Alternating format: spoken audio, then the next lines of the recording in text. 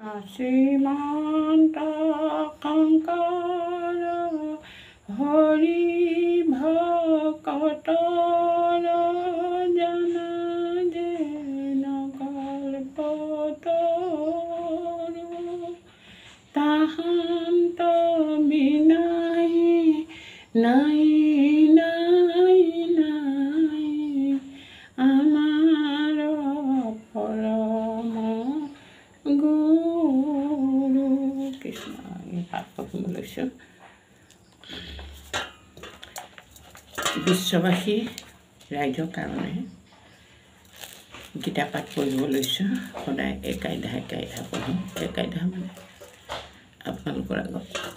কৃষ্ণে বোলে সখী কিনো কহা বিপৰীতে ভক্তৰ সংসাৰ ভয় নাহি কদাচিত জ্ঞানী ৰোগ জিষাশয়ৰ্থৰ যাৰ মতি চাৰিও মহতে সখী নিস্তে পাৱে গতি ৰাম ভকতয়ো দাসদয় সবে মুখ্য ভাগ কিন্তু জন্ম কৰ্ম দুয়ো হবে পাছ আগ মন্তৰংগ ভক্তি সবে কৰিবি নিশ্চিত বসু বাসুদেৱে বুদ্ধি হৈবে সমস্তে প্ৰাণিত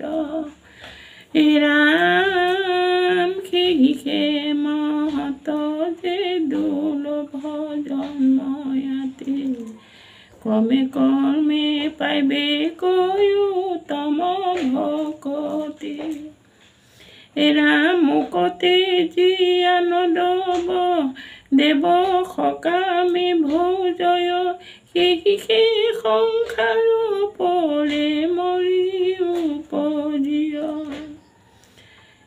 ৰাম শ্ৰদ্ধা কৰি নানে দেৱে পূজে যিটো কামি নানা দেৱতাৰো হৈবে মই অন্তৰ্যামী। একদেৱ একৰ পে নাই সকলোকে কৈছোঁ।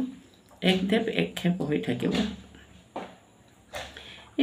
ৰাম কণ ভজিয়া পূজে নানা যে দেৱতা কিন্তু জ্ঞান কিন্তু জানা তাহাৰ মহিষে ফলদাতা যত দেৱ মুকতনো জন্ম ধনঞ্জয় তা সম্ভাৰ পুজিবে মোহৰ পূজা হয় কিন্তু ক্ৰিয়া দোষৰূপ বিস্তৰণ নিয়ম তাৰ মূৰ ভক্তি দুয়ো ফলত বিষম ৰাম সমাকৰ্মী ফল যেন জলদি বিম্বু পায়ে স্বপ্ন দুখ যেন তখনে গুচি যায়। কৃষ্ণ লাইক শ্বেয়াৰ কৰিব। কৃষ্ণ অলপ অলপ হৈ গাইছে।